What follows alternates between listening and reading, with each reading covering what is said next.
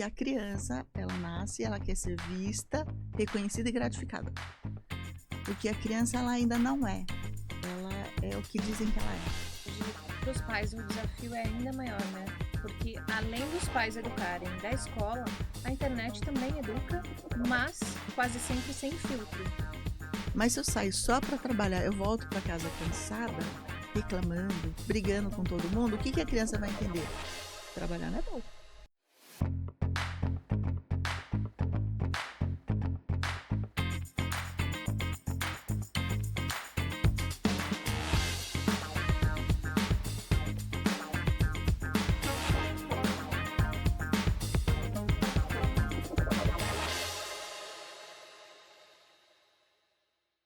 Seja muito bem-vindo a mais um episódio do TelaCast, o podcast oficial do Portal Tela. Eu sou Juliana Dariva e hoje vou conduzir mais uma entrevista sobre fé e espiritualidade. Mas antes eu quero te convidar a entrar no nosso canal no YouTube. Vai lá, aproveita, se inscreva e compartilhe com os amigos. Vou deixar aqui também, tá aparecendo na sua tela, o nosso Instagram. É só apontar o celular que está aparecendo o QR Code. Lá você acompanha todos os cortes das nossas entrevistas e corre lá porque tem muita novidade, muito corte bacana que está viralizando. E o tema hoje, olha só que legal, é todo diretamente ligado para pais, educadores e qualquer pessoa que se preocupa com o futuro das gerações. Como educar essas crianças que estão vindo aí, né? Essa geração que está cada vez mais complicada e conectada. E para isso, essa conversa nós temos a alegria de receber alguém que une profundidade espiritual e sensibilidade. Ela é psiquiatra, médica de família e criadora da psicanálise cristã. E olha só, é também fundadora do Instituto Onari. Seja muito bem-vinda, doutora Midori Onari. Prazer enorme tê-la aqui. Nossa, muito obrigada. O prazer é meu, na verdade. Né? Poder divulgar um pouco do conhecimento que foi adquirido ao longo desse tempo de experiência, de prática. E com Deus não tem preço. Doutora Midori, nunca foi tão desafiador criar filhos, né? É verdade. Na verdade, é que antigamente não se pensava tanto nessas questões emocionais. Então, eu penso que antigamente as famílias tinham muitos filhos para ajudar a manter a renda, a trabalhar, ajudar mesmo nos afazeres de casa e mesmo os filhos trabalhando e trazer sustento. Então, as famílias eram muito numerosas e todas acabavam ficando muito próximos, né? Mesmo depois de casado, acabava ficando tudo muito junto. Hoje, eu vejo que a cultura está um pouco mais individualizada. Então, essa questão do o responsável. Tem o menor, mas existe um responsável. Hoje nem se cobra tanto, né? Nada em relação ao responsável, algo que um menor faz. Principalmente essa geração Z e Alpha, que já nasceu conectada. Sim. Então, é uma geração muito acelerada, né? E a informação está muito divulgada, né? Então, os pais... Antigamente, por exemplo, o que a gente precisa para educar um filho? Então, fiquei grávida, casei, vou ter um filho. Qual a referência de mãe que eu tenho? A minha, né? E antigamente esses conhecimentos eram passados de geração em geração, vou colocar assim, não falado verbalmente ou uma aula expositiva. Não era nada disso, mas no comportamento. E o ser humano aprende muito observando o comportamento, principalmente a criança, né? Que esses primeiros anos de vida são fundamentais para determinar que adulto vai ser. E é muito complicado, né? Porque hoje em dia os pais estão ausentes, diretamente ligados ao mercado de trabalho, a mulher já... não tem essa presença no filho quando é pequeno. E muitas vezes, para suprir essa presença, acaba dando tudo que a criança quer. Então, assim, se eu sair para ganhar dinheiro, então eu vou retribuir com dinheiro, né? Com bens. Aí a criança não quer isso. Mas não é tão simples ensinar isso ou fazer com que as famílias entendam. Porque tá correndo atrás para ter um conforto, o que ele quer dar é o conforto. A criança não quer nada disso. E muitas vezes esse conforto vai acabar estragando o futuro dessa criança, quando você dá tudo que ela precisa, tudo que ela quer. Então, muitas vezes é necessário entender o que ela quer. Por exemplo, a criança quando começa a falar, tem uma fase que ela pergunta 1000 coisas. A gente até fica de saco cheio, fala, para de perguntar tanto. Porque ela não quer a resposta, ela quer saber se você está prestando atenção nela. Isso é muito legal. E até uma hora que o adulto fica de saco cheio, dá uma bronca na criança, fica quieto, cala a boca, coisas assim, vai pra lá, tá me atrapalhando. Aí vem a rejeição. Mas ela só queria saber o quanto ela é vista. Porque a gente tem um curso de psicanálise, né? E a gente sempre ensina para os alunos que a criança, ela nasce, ela quer ser vista, reconhecida e gratificada. Porque a criança, ela ainda não é. Ela é o que dizem que ela é. Mas, doutora, hoje, para os pais, o desafio é ainda maior, né? Porque, além dos pais educarem da escola, a internet também educa, mas quase sempre sem filtro. Sem filtro, e é assim, olha, não só a criança, mas mesmo o adulto, ele vai atrás da informação que faça sentido para ele. Se é uma coisa, e para educar, nem tudo que é o certo é o que faz sentido naquele momento. A criança quer pular da janela, não pode, mas ela quer, mas não pode. O pai não vai deixar, vai dar uma bronca, muitas vezes até porque assusta. E nessa questão da insegurança, do medo, vem uma agressividade. E hoje é falado, né, que se seu pai não te acolhe, não faz o que você quer, ele não gosta de você. Um dos maiores assim, desafios hoje dentro de casa é justamente esse, né, de impor limites. Isso, porque antigamente, eu lembro direitinho, meus pais cobravam respeito.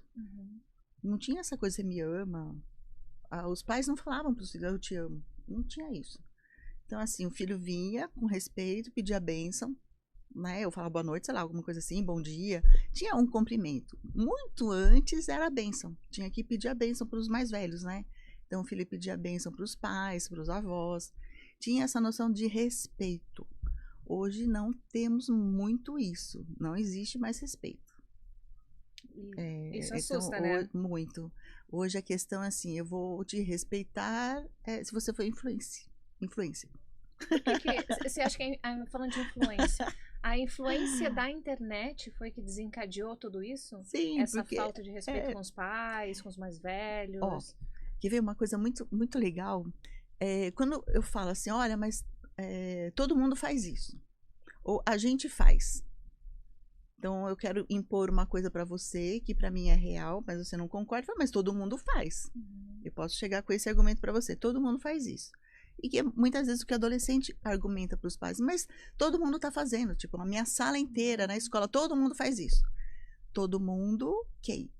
Quem é esse todo mundo? Ou seja, se um grupo que ela convive, a maioria faz, ela se adaptou a esse grupo, então aquilo é o certo. Não é.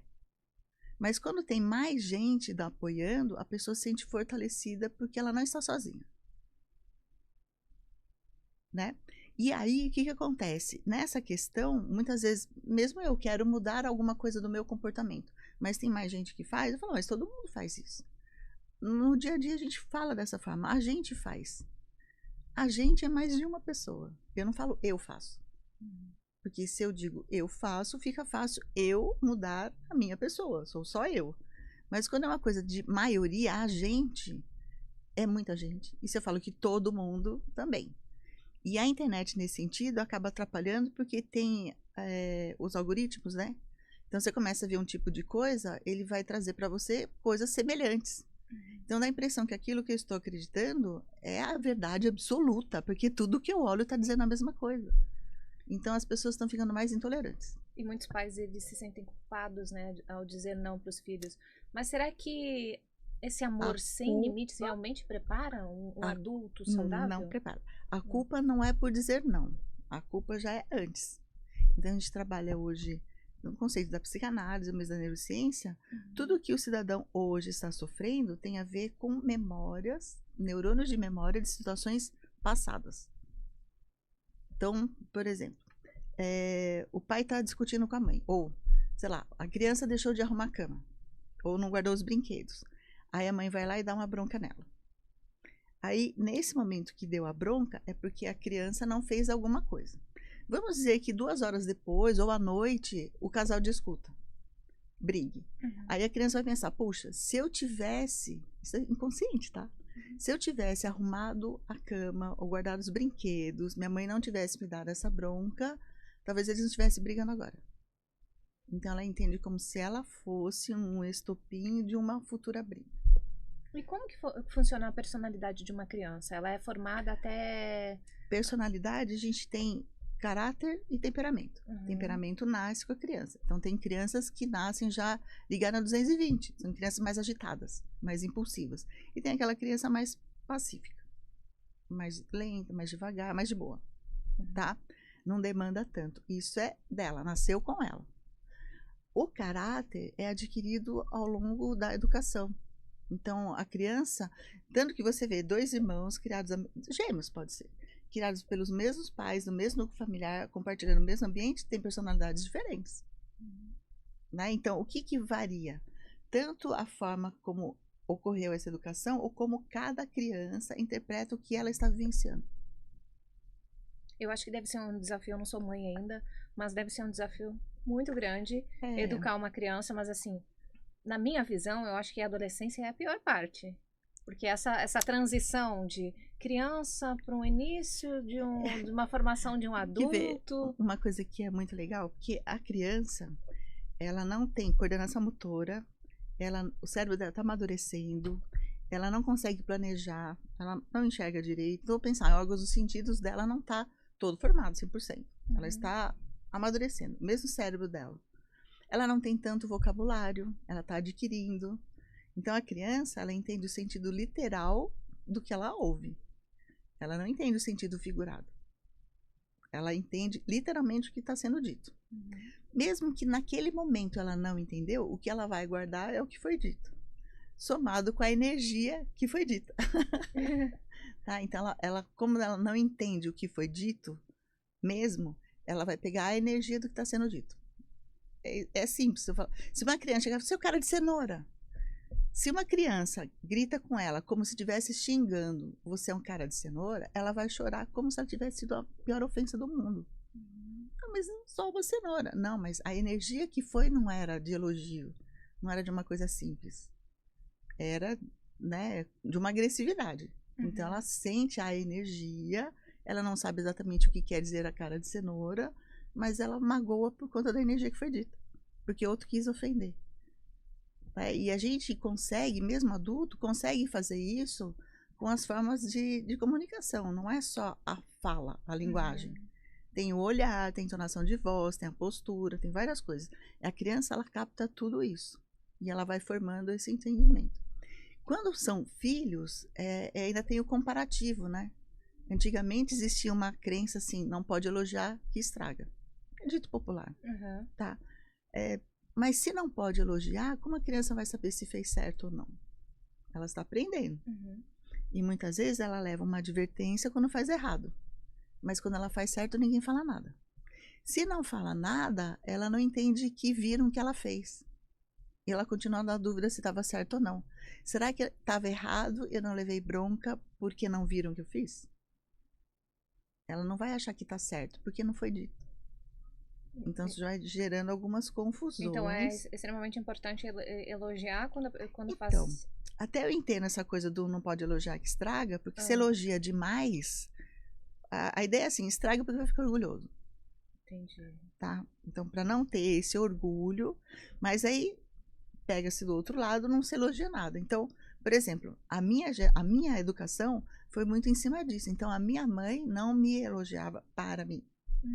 Eu sei que ela falava bem de mim para o meu irmão, para minha irmã, e falava bem do meu irmão para mim, para minha irmã. Entendeu? Nunca para a própria criança, para os outros. Só que a criança, ela vai entendendo que esse adulto só enxerga os outros, ela não. Entendi. Então, não precisa elogiar, mas falar que tá certo é legal. Porque aí tem mães que reclamam que o filho faz tudo errado, mas ela só fala o errado. Ele chama atenção fazendo errado, ele vai continuar. Pelo menos eu existo, né? Tá errado, mas eu existo. Porque se eu fizer certo, não vou falar nada. A sensação de ser invisível é horrível. É como se não existisse. E ainda voltando a falar sobre a internet, na adolescência, quando eles têm que escolher uma profissão e eles acabam se inspirando em vários blogueiros que eles seguem, que tem milhões de seguidores, pessoas que nunca estudaram na vida, estão arrastando uma multidão, ganhando muito dinheiro. Isso, de certa forma, não confunde a cabeça do adolescente? Para que eu vou parar 4, 5 anos da minha vida, vou estudar, ou até mesmo medicina, né? Vocês estudaram São mais de 10 anos, estudam Não, para a estamos vida estudando inteira. ainda. Aí, isso não confunde a cabeça do adolescente? Para Então, que eu vou estudar, sendo que eles estão ganhando milhões? mas olha que interessante. Hum, Se a educação da família, os pais saem para trabalhar pensando só em dinheiro, ou o que falam para a criança é porque tem dinheiro ou trabalha para isso, não tem essa questão da satisfação pessoal. uhum, Eu vou trabalhar. Eu entendo hoje que eu trabalho em algo que eu gosto e o retorno financeiro é consequência.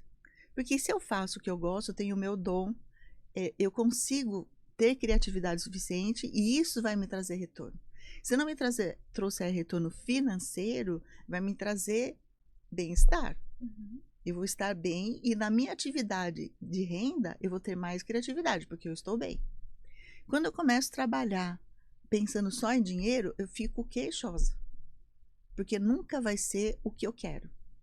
E quanto Então, mais você reclama, mais coisa ruim você atrai, né? exatamente, exatamente. Então é assim, ó, pensando em dinheiro, quanto é um bom salário? Se eu perguntar para qualquer pessoa, quanto é um bom salário para você? Ela vai pensar hoje no que ela tem de gasto e Uhum, vai colocar um pouquinho a mais e falar, um bom salário é isso.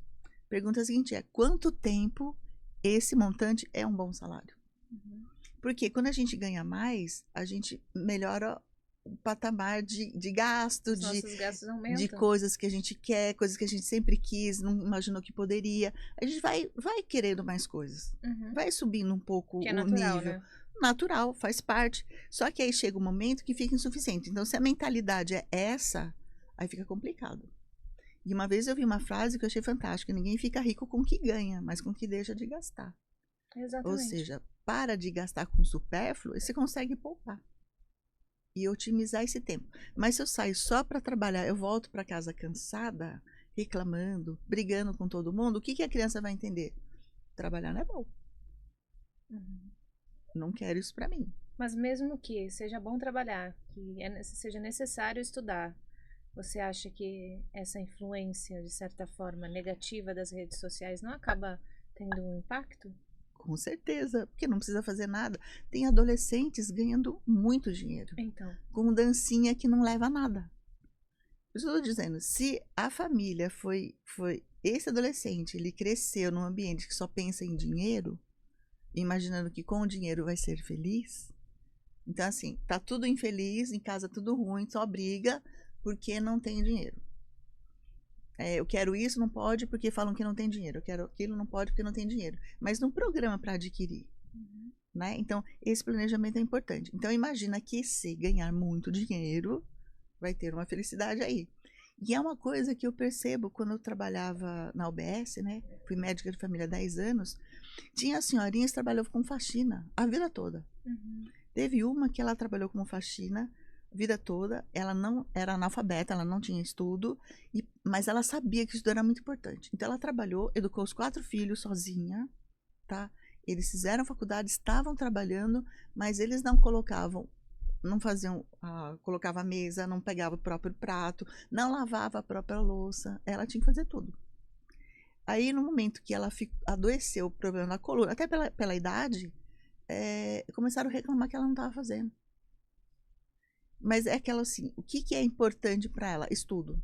Então, ela, há muitos anos, permitiu que eles não fizessem nada, porque estavam estudando. Mas uma coisa não descarta a outra, né? O que ela educou? Filhos que estão estudando é justificativa para não fazer mais nada. Acabou sobrando para ela. Não, sobrou para ela daí, né? Com certeza. A vida não é essa. E tem que ter um cuidado muito grande, né, na hora de educar os filhos e principalmente assim, até mesmo as famílias que têm muito dinheiro de ceder tudo. Sim, então. No momento que a criança pede. Porque o primeiro não na fase adulta, ela não vai encarar numa boa. Não, mas que a vida inteira ela só teve diz, sim, né? A vara da educação, o limite é importante. E a gente trabalha em psicanálise. O limite é importante para ter uma consciência do eu. Para o indivíduo saber qual é o limite dele, onde ele pode ir. Senão ele começa a ultrapassar o limite. O que é seu, não é meu. Ninguém falou que não seria, então é. Começa a acreditar nisso. E isso tudo vem da infância, né? Por exemplo, crianças que sofrem algum tipo de abuso na infância. Tipo? Abuso moral, abuso sexual, abuso, que abuso? Isso. Algum tipo de abuso, assim, que tenha tido um impacto. Pode ser abuso sexual, abuso moral. Ah, Ela vai carregar esse trauma pro resto da vida, né? então, vamos colocar assim, teve uma situação, uma pastora pediu pra gente uma orientação, porque uma criança de 3 anos tinha sofrido um abuso sexual, foi estuprada, tá? Mesmo. E a mãe estava surtando, porque a mãe precisou sair, um compromisso, a mãe e o pai, e deixar essa criança com uma conhecida, tá? Nesse ambiente dessa conhecida, um sobrinho, um familiar, um rapaz, estuprou a menina, 3 anos, tá? E toda hora ela ficava demandando na igreja, porque estava desesperada, tinha que fazer alguma coisa com a criança, porque vai ter um trauma, onde que eu levo? Já tinha que fazer corpo de delito, tinha levado no médico, tava levando, buscando, num desespero total. A pastora pediu ajuda, por quê? Estava voltando na igreja, por mais orientação que desse, a mãe continuava aflita, pensando no mal-estar da criança. O que eu digo para você? Teria que trabalhar esta mãe, porque a culpa dela, ela estava se sentindo culpada. A culpa dela estava querendo trazer um benefício para a criança. Só que a criança, não que seja legal ter sido abusada dessa forma, mas a criança esquece. Essa situação vai para o inconsciente. O que acontece depois do adulto não saber lidar é que vai ser o problema. Então, essa mãe sofrendo, levando a criança, não conseguindo fazer mais nada, desesperada, a criança vai entender que esse sofrimento da mãe, a culpa é dela. Ela é responsável. Então, o problema futuro vai ser tirar essa culpa dessa criança, imaginando que é responsável pelo sofrimento dessa mãe. Então, fala assim, mas e a parte sexual da menina? Não vai ser um problema? Pode ser que sim, pode ser que não. Lá no futuro aqui vai saber. 3 anos não pensa nisso. É muito relativo, né? Tá? Até porque a memória, tem uma outra situação também, de uma senhora, né, que ela tinha uma mágoa muito grande dos pais, porque ela tinha na mente dela que um amigo da família tinha abusado dela na infância. Tá? Só que ela falou assim, meus pais continuam amigos desse casal. O cara abusou de mim. Por isso que, não falando mal, mas a hipnose em si, ela traz uma sugestão. E ela trouxe essa situação, a gente conversando no método Nari, foi conversando, ela trouxe a memória. Só que essa memória, ela voltou lá no momento do abuso, vamos colocar assim, tá? Que ela coloca como abuso. Aí, expandindo a memória dela, porque o método Nari faz isso, expande a memória. Aí eu fui perguntando, onde estava sua mãe? Ah, estava numa casa de campo, né, da família, estava todo mundo lá. A mãe estava fazendo o almoço, tá? E o seu pai? Meu pai estava cuidando não sei o quê. E a tia, né, no caso, a esposa desse cidadão, ela estava ocupada com a outra criança, não sei o quê. Ele estava trocando a fralda dela. Tá. A porta estava aberta, a criança sabe tudo, é o que eu te falei, o inconsciente capta tudo. Tava normal, assim, assim. Aí, o que acontece? Ela lembrou, ela sentiu, na verdade, que o fato dele estar trocando a fralda dela, ela sentiu um prazer do alívio de estar sendo limpa a fralda. É uma zona erógena. Só que o inconsciente gravou esse momento de satisfação dele estar higienizando uma parte íntima. Mas ele estava só limpando, não teve abuso nenhum. Não teve uma maldade. E aí, quando ela percebeu isso, falou assim, nossa, não foi abuso. É que o inconsciente grava uma fração. Então, assim, teve um cidadão que mexeu na parte íntima dela. É verdade? É. Por quê? Estava trocando a fralda. Tem como você trocar a fralda sem mexer na parte íntima de um bebê? Não tem como. Então, assim, são situações de mal entendido que o inconsciente traz um flash e tem que ser bem entendido esse flash que vem. Tem gente que carrega pela vida inteira e fica com esses traumas. Então, porque como ela achou que tinha sido abuso, assim, tinha sido um abuso porque ela sentiu a região genital sendo tocada. Mas na hora que ela voltou, ninguém sugeriu nada, ela voltou para a situação e expandiu a memória, ela falou, nossa, ele só estava trocando minha fralda. E, doutora, falando agora sobre fé, quais são os princípios básicos, na sua visão, fundamentais para criar filhos, né, no caminho de Deus, especialmente em um mundo que segue na contramão do que é correto? Se a gente pensar no Sermão do Monte, que eu acho que é fantástico, primeiro, dá outra face e não só o Sermão do Monte em si, mas a gente pegar ali o Evangelho, tá? 1 Coríntios 13, que fala o que é o amor. Eu acho que o maior desafio é aprender a amar. Mas amar no sentido de entender, tem uma criança que está aprontando, o que exatamente ela quer? E eu digo para você, a gente tem uma criança dentro da gente extremamente carente. Tá? Muito carente. E essa criança carente, ela fica agressiva, ela faz birra, ela briga, ela apronta. Então, quando a gente fala de filhos, tem aquela criança que eu estou sendo responsável pelo educar. Mas também tem a minha criança, que está aqui dentro, em cima desses neurônios de memória, que estão todos aqui dentro. O neurônio de memória de bebê, estão todos aqui no meu cérebro. Desde quando eu estava no útero da minha mãe, estão todos aqui. Então, vai ter momentos que eu posso ter um comportamento, a gente chama de regressão, né? Emocional, um comportamento de quando eu tinha 5 anos. Pode acontecer alguma situação que me traga à memória uma situação de 5 anos e eu vou reagir como se eu tivesse 5 anos. Então, quando aquela criança, meu filho, está aprontando, não tem como não chamar a minha criança aqui. E eu vejo muitos adultos brigando com a criança como se fosse criança. E, doutora, qual que é o segredo? Assim, eu acho que muitos pais se perguntam para criar filhos de sucesso. Então, primeiro tem que saber parâmetros, né? Então você tem que ter parâmetros bem delimitados do que é o certo. Na palavra diz que sim seja sim ou não seja não. Uma coisa que eu vejo que confunde muito a cabeça das crianças é os pais falarem uma coisa e fazerem outra. Então, voltando aqui no dito popular, faço o que eu digo, não faço o que eu faço, terrível. Então a gente ensina a criança que não pode mentir. Tá, mas de repente chega aquela visita desagradável, olha, e a gente acaba sendo simpático socialmente falando, mas não quer conviver muito. A pessoa chega, ou de repente não quer naquele momento conversar com aquela pessoa. A criança chega, fulano tá aí, fala que eu não tô. Isso é uma mentira, né? Então, a criança vai e fala, minha mãe mandou dizer que não tá. Ela deu o recado e não mentiu. Aí, assim, ela falou a verdade, que é o que ela foi ensinado para ela. A minha pergunta é, ela fez o que era para ser feito. Ela vai ser gratificada ou vai levar uma bronca?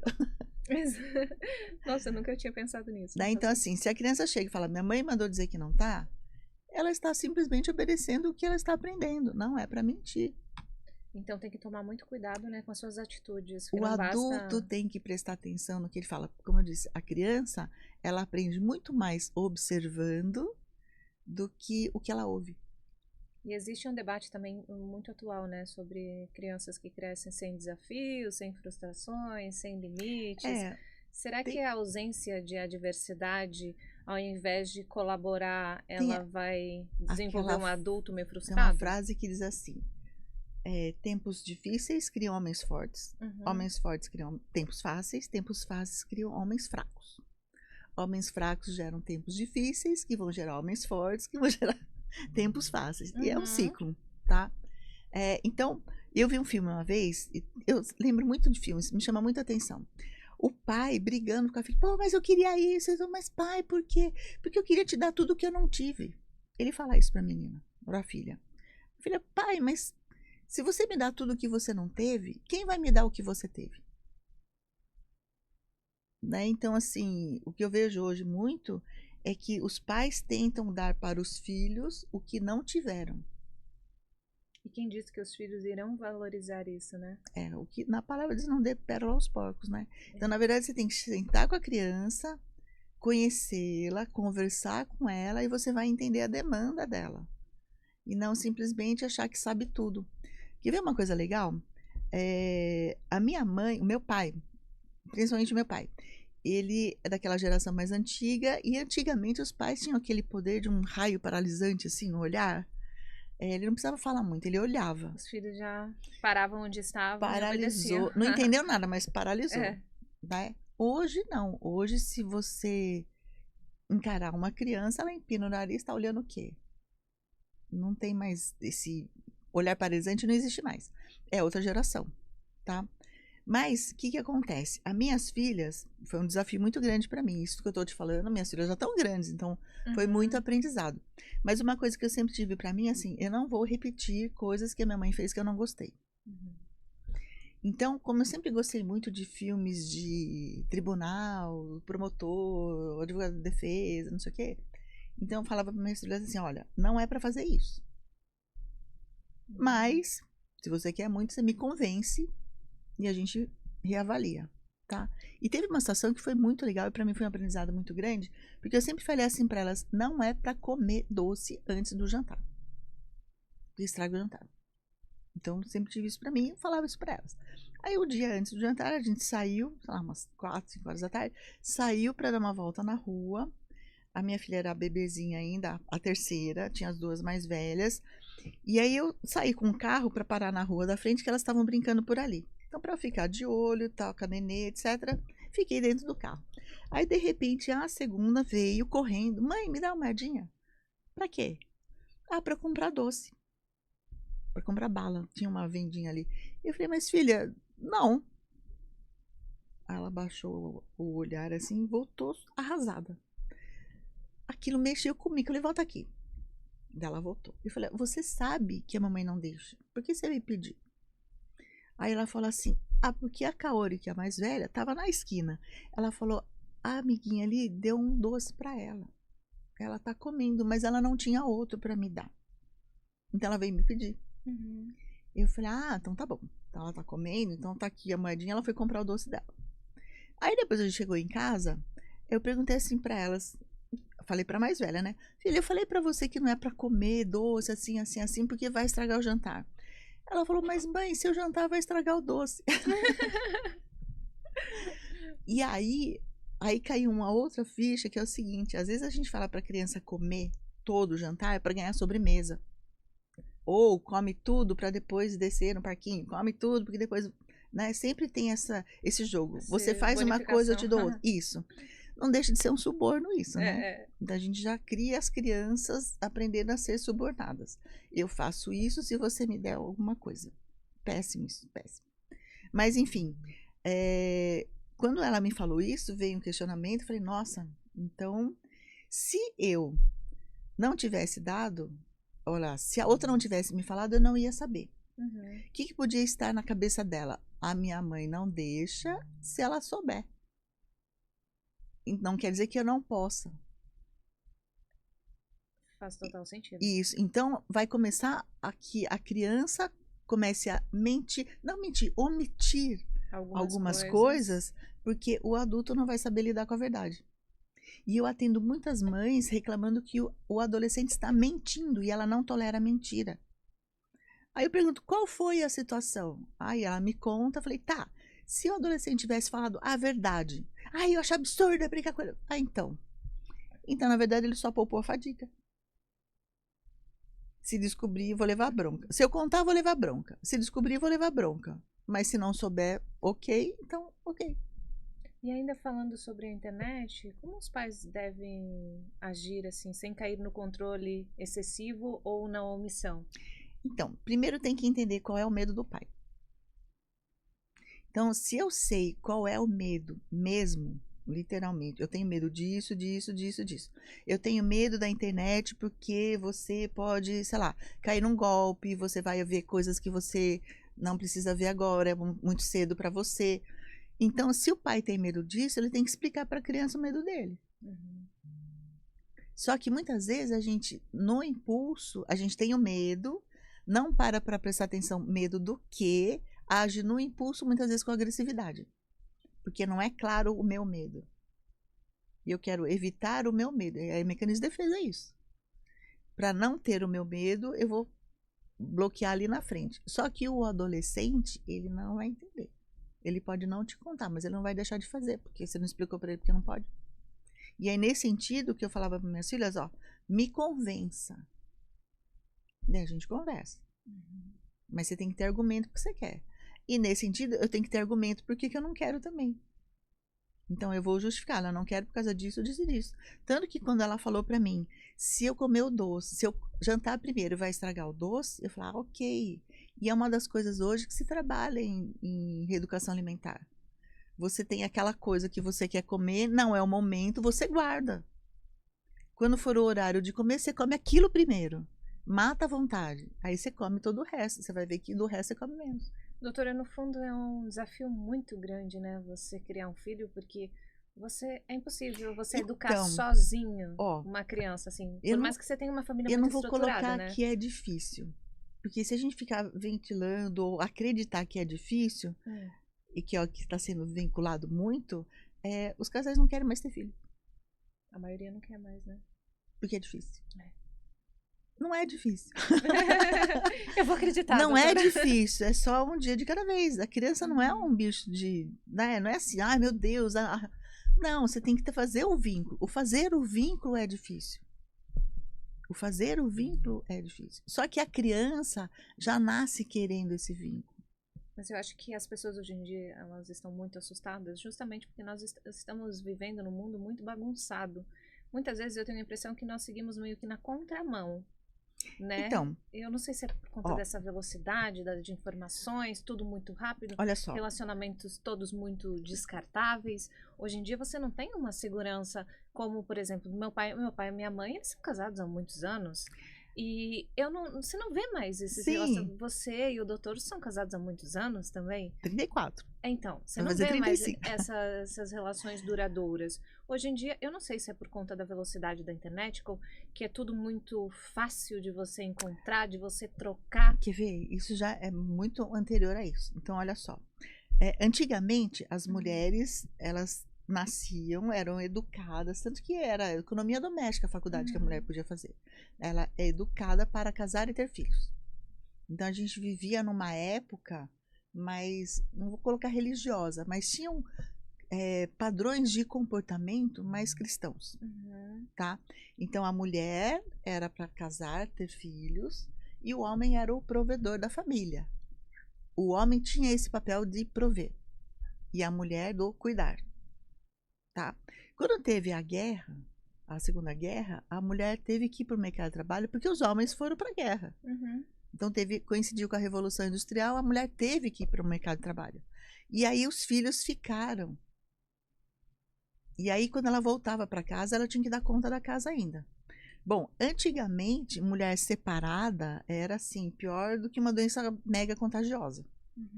Né? Então, e nem é tanto tempo. Então, a alguns nem tanto tempo, relacionamentos. olha só que louco. Teve um seriado na década de 80, que era Regina Duarte e o Denis Carvalho. Não é da sua época, mas era os atores principais. Era Malu Mulher. Ela era desquitada. Não existia nem divórcio. Era desquitada. Porque ela trabalhava, ela tinha autonomia, não sei o quê. Então, era o conflito do casal. E eles tinham uma filha. E essa filha era extremamente discriminada. Porque a mãe era desquitada.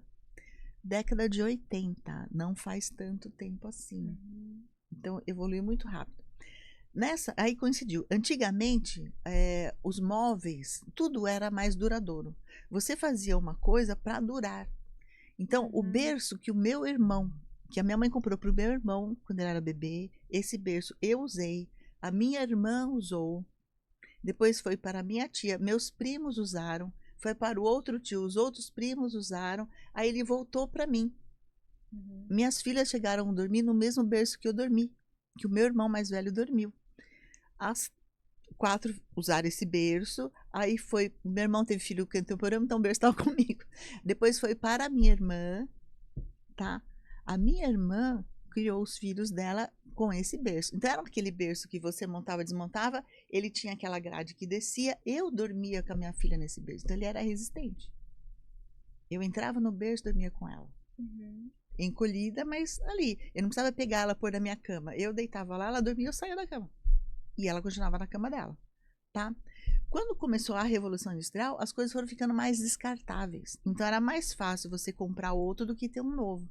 Hoje, você compra um móvel, um berço, um móvel. A primeira desmontada que você dá, ela já não monta de novo igual. As coisas são meio que descartáveis, até os celulares. Tudo hoje é mais fácil você ter um novo do que você consertar o antigo. E antigamente, tinha essa questão da mulher ser educada dessa forma. Óbvio que também teve complicações por conta disso. As mulheres ficaram dependentes, né? Tinham homens que também não eram marido, só era provedor. Não supria esse lado afetivo da mulher. Se você pegar da psicanálise, o Freud, quando ele desenvolveu essa teoria, o que acontecia na época? A mulher não podia ter prazer sexual, porque sexo é só para ter filho. Se ela tivesse prazer, ela era discriminada. O marido podia pôr ela para fora de casa, se ela gostasse de sexo. Então ele tinha relação com ela para ter filhos e ia se divertir em bordel. Entendeu? Então Freud atendeu muito dessas mulheres carentes e surtadas por conta dessa carência afetiva e sexual. Aí ele teve lá as conclusões dele, né? Carência afetiva, carência sexual adoece. Não quer dizer que se eu liberar o sexual, tá tudo certo. Que hoje a gente tem a liberação sexual e eu vejo que o mundo tá mais doente. Por quê? O afetivo foi proibido. O sexo está permitido e o afetivo está proibido. Se você pegar músicas da década de 70, eram muito mais românticas. Os casais ficavam namorando meses, mal pegava na mão. Entendeu? Então tinha todo um romantismo. Tinha uma conquista, né? Tinha um esforço da conquista. Porque o sexual era uma coisa muito mágica. E é um dos maiores prazeres que se pode ter. Para prazer sexual. Quando isso banaliza, esforço para quê? Né? Perde a graça, né? Então assim, eu vou trabalhar para ter as coisas que eu quero, isso vai me dar prazer. Tá, mas se você perverte a educação infantil, né, com, sei lá, com abuso, com estimulação, liberação, etc., o adolescente não vai querer mais nada. A hora que ele tem um problema, em vez de ele buscar uma resolução para ter um prazer porque resolveu o problema, ele vai buscar o sexual. E doutora, como que funciona a psicanálise cristã? Em que sentido? Como que é o trabalho que vocês fazem? Assim? Tá, então, por exemplo, eu atendo muito crianças, adolescentes, conflitos de família, casais, né? Quando me trazem crianças, é porque a criança está dando problema, eu não atendo criança num primeiro momento, só ela. Eu preciso entender a dinâmica da família. Por quê? Eu também não vejo que a criança tem que ter um vínculo de segurança na minha pessoa. Eu estou ali como uma orientadora, mas eu tenho que intermediar para que o vínculo de segurança seja com os pais. É o lar dela que tem que ser o porto seguro dela, não o ambiente terapêutico. Lógico, vai ter problema? Vai, alguns ajustes são necessários. Mas, num primeiro momento, eu preciso entender onde que está a falha na dinâmica da família. Ou uma intransigência. Por exemplo, uma vez eu atendi um rapaz que ele tinha ponto de vista, o adolescente, tinha um ponto de vista dele assim. E o pai brigando com ele. Só quando eu fui entender o que estava acontecendo, lógico, o garoto tinha um ponto de vista da faixa etária dele. E o pai, o ponto de vista da faixa etária dele. Quando eu sentei com o pai, eu falei assim, nossa, seu filho é muito igual a você. Eu falei, imagina, ele pensa diferente. Não, ele pensa diferente, mas defende igual a você. Nenhum dos dois quer dar o braço a torcer. Aí bate de frente. Bate de frente porque é extremamente igual.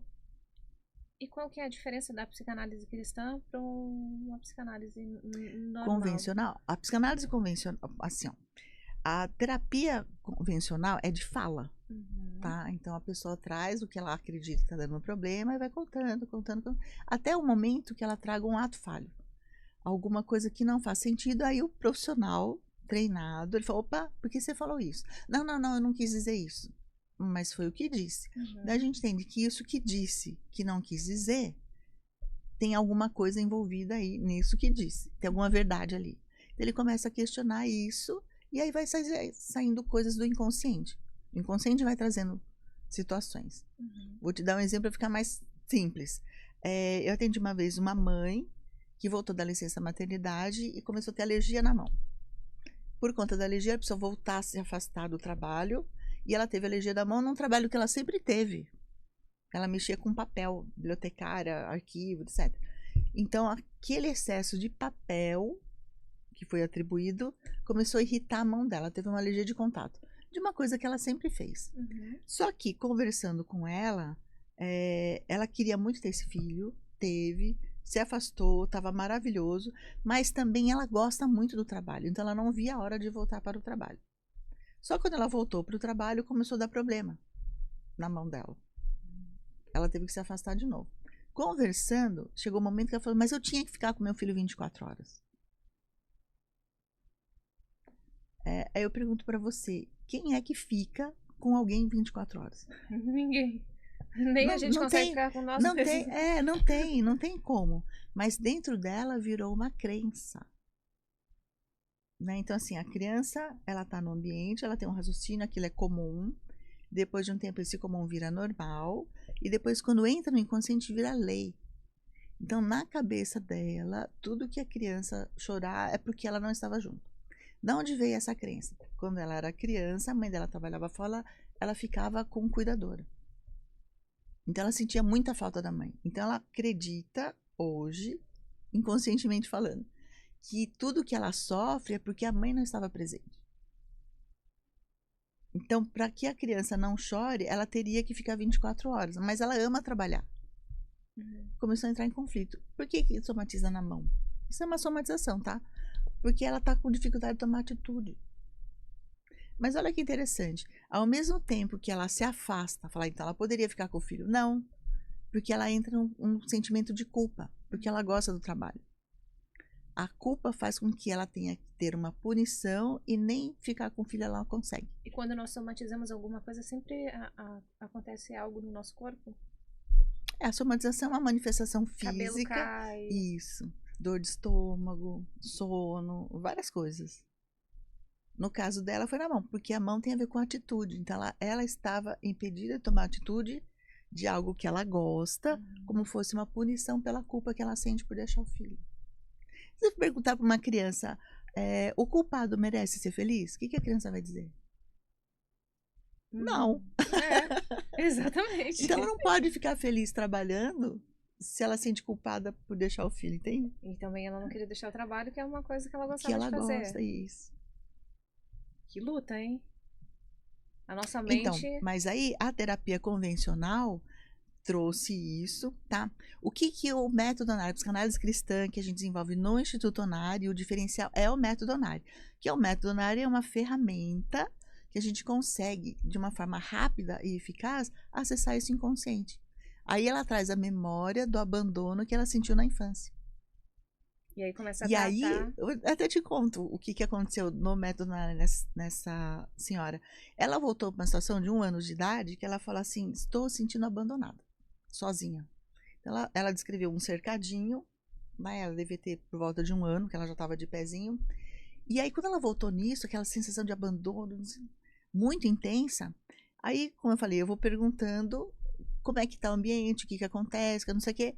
Onde está sua mãe? Ela falou, está trabalhando. A criança não sabe, mas o inconsciente sabe tudo e ela trouxe a memória, ela sabe que a mãe estava trabalhando. Onde você está? Estou na casa da minha avó. Tem algum som, algum barulho? A TV está ligada.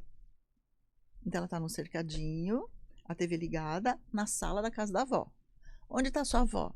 Ela está no fundo. Sei lá, lavando roupa, alguma coisa assim. Quanto tempo demorou para sua avó vir te buscar porque você estava chorando? A criança não tem noção de tempo, né? Mas a adulta tem. Então ela voltando nessa memória ali que ela trouxe, ela falou 2 minutos. Aí eu pergunto para você, imagina que a avó, sei lá, a criança dormindo, a avó foi fazer alguma coisa aí, pôr uma roupa de molho, sei lá, alguma coisa. Aí ela ouve a criança resmungando.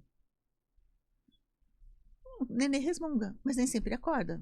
Aí a avó dá um tempo, espera para ver se a criança acordou mesmo. Quando a criança começa a chorar de verdade, fala, acordou. Ela no relógio, nossa, tá na hora da mamadeira. Aí ela vai, pega a mamadeira, que pode já estar pronta, ela dá uma esquentada, bem-maria, ou mesmo vai fazer a mamadeira ali na hora. 2 minutos, você concorda que foi rápido? Muito. Foi bem rápido, 2 minutos chegar com a mamadeira. Só que nesses 2 minutos de angústia da criança, você não tem ideia quantos neurônios de memória são marcados. 2 minutos. De desamparo, de abandono. Que pode desencadear um trauma para a vida inteira. Isso. Uma crença que se a mãe tivesse lá, ela não estaria sofrendo. Nossa, Que desafiador, né? hein? Então, mas trazer essa memória, ela falou assim, nossa, eu não estava abandonada, né? Eu chorei porque eu estava chorando. Mas esse flash da emoção que ficou gravado no neurônio de memória, no método Naré, a gente consegue resgatar. E aí a adulta ressignifica essa emoção dentro dela. Doutora Midori, se você pudesse deixar um recado para o público, qual seria em relação à criação Olha, em relação de filhos? à criação de filhos, assim, primeiro, o norte cristão é fantástico, porque ele tem um propósito, né? Eu penso que o propósito do cristão é o caráter de Cristo, né? Ter vida plena, né? Poder usufruir de tudo que Deus tem pra gente, porque Deus é um pai bom. Ele vai favorecer seus filhos. Mas a gente tem que entender o que é que não tá legal, entender primeiro os próprios problemas, para depois conseguir transbordar isso para os filhos. Então eu vejo que mães têm problemas e às vezes descontam na criança. Isso é um grande problema. E a criança está lá sofrendo, ela não entende o que está acontecendo, ela vai reagir. E muitas vezes com agressividade. E pode vir à tona repetição de padrões no futuro, Isso. né? E tem muita gente que fala que isso é maldição de família. Não é maldição de família, é só algo mal entendido que está ciclando, né? A gente fala assim, compulsão à repetição. Isso. Isso é descrito também em psicanálise, compulsão à repetição. Por que o inconsciente tenta ficar reproduzindo isso? Para tentar entender. Até resolver. Então, mas quando a gente para, e a gente sempre fala muito do olhar para dentro, né? O que é que eu estou sentindo? Então, uma coisa que eu sempre digo assim, se o Pedro, por exemplo, meu esposo, faz algo que me incomoda, o incômodo é meu, não tem nada a ver com ele. E muitas vezes, nos casais, ou mesmo criança, a criança faz alguma coisa e incomoda a mãe, a criança nem sabe o que fez. A gente não tem controle de todos os nossos comportamentos ao longo do dia. A gente não pensa que está respirando, não manda o rim filtrar, não manda o estômago digerir, não manda nada. Então, muito da nossa vida é inconsciente. Mas se não parar para perceber o que exatamente incomoda, às vezes a criança incomoda o adulto, a mãe, porque ela não faz o que a mãe quer. Mas ela não faz porque ela não entendeu. Não é porque ela não quer fazer. Não é uma afronta. Ela só não entendeu o que é para fazer. Ela não vai fazer se ela não entendeu. Exatamente. Então, muitas vezes, cabe explicar melhor. E hoje eu vejo que o mundo está muito impaciente, as pessoas não têm paciência para explicar. Não tem paciência para nada, mas, né? Gera uma ansiedade muito grande. A pessoa já dorme ansiosa, acorda ansiosa. É o mal do século, né? Se tiver um pouquinho de paciência para refletir, olhar para dentro, por que eu estou agredindo uma criança que não sabe nada? E muitas, olha só que louco, casais que separam, às vezes o filho lembra o outro. Por exemplo, separei do meu esposo, briguei com ele, foi uma separação terrível, muita dor, muito sofrimento, e meu filho parece com o pai. A cara do pai tem o mesmo comportamento. Isso, mas olha o que é legal. A criança, quando ela chama atenção, certo?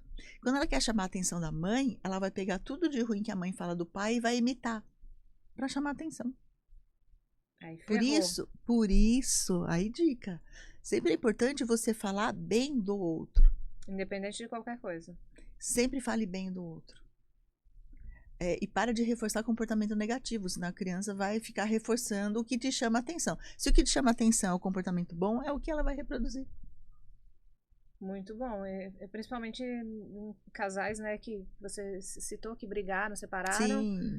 E aí rola aquela picuinha, né? Quando tá com o pai fala mal da mãe. Mesmo Quando tá com a mãe... mesmo que não tenham brigado, separado, tá? Às vezes o filho faz alguma coisa que o pai não gosta, aí ele vira e fala o que o seu filho fez. Então joga pra mãe. Né? Se faz alguma coisa que ele gosta, olha, meu filho fez isso. Sempre vai ser seu filho. Então, antes de pensar em ter filho, a gente tem que se curar, né? Dos nossos traumas, eu acho importante, né? É importante, mas não precisa esperar para isso. Porque uma coisa que tem na palavra. Se você não aprendeu a amar, se case. Vai ser um desafio muito grande, porque você tem que se amar para poder transbordar. E o outro nunca vai preencher o seu vazio. Né? E não procure uma pessoa perfeita, porque elas não existem. Não existe. Tá, não aprendeu a amar, se case. Quem sabe por amor ao outro você mude. Ainda não deu certo, tenha filhos. Quem sabe por amor a um filho você consegue. Não conseguiu, tenha 2. Eu tenho 4. né? Então, assim, é um aprendizado muito grande. E filho ensina muito. Muito, muito, muito. Eu penso que ter família, ter filhos, aprender a lidar com grupo, aprender a se relacionar é um aprendizado fantástico. Mas se você já tá num casamento difícil, num relacionamento conturbado, melhor pensar muito antes de ter um filho, né? Com certeza. Se o relacionamento não tá bem, ajusta o relacionamento primeiro. Porque aí vem uma coisa a mais para se resolver. Então, e tem aquela crença, não tem um filho e quem sabe que tudo melhor. melhora. Não, muito pelo contrário. Faça isso. Você vai ter um problema a mais. Com certeza. Doutora, muito obrigada por essa conversa tão profunda. Nós aprendemos muito com você hoje aqui. Que bom. E eu queria te perguntar se você quer deixar suas redes sociais, quem ficou curioso, como faz para entrar em contato, para fazer o seu método. Tá, a gente tem lá no Instituto Onari, então tem o site, tá? www.institutoonari.com.br.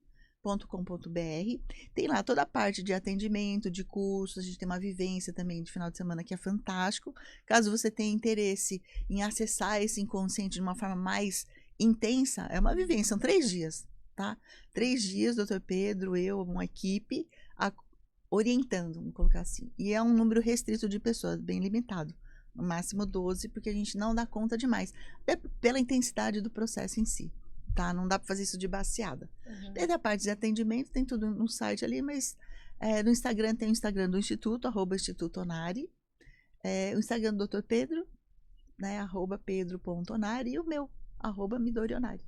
E olha, eu posso falar para vocês que vale muito a pena. Eu conheço o método, eu fiz e achei incrível, então eu super recomendo. Maravilhoso, realmente me ajudou muito. Que bom.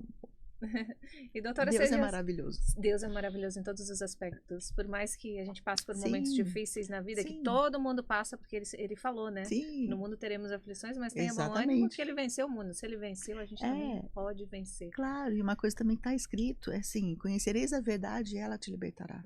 Você tem um sofrimento hoje, se você acessar a verdade que está ali no seu inconsciente, você consegue ressignificar isso aí. Tudo vai fazer sentido. Sim. É muito legal. Na hora a gente não entende nada, mas depois, né? Como se fosse uma pecinha de xadrez. As casinhas vão encaixando. Sim. Muito obrigada mais uma vez, doutora. Seja sempre muito, muito bem-vinda aqui. Muito obrigada. Foi um prazer. E muito obrigada a você também pela sua presença. Continue aqui acompanhando o TelaCast. Toda terça-feira, às 19 horas, nós temos um episódio novo. E acompanhe e compartilhe com os amigos. Eu te espero. Até o próximo. Até mais.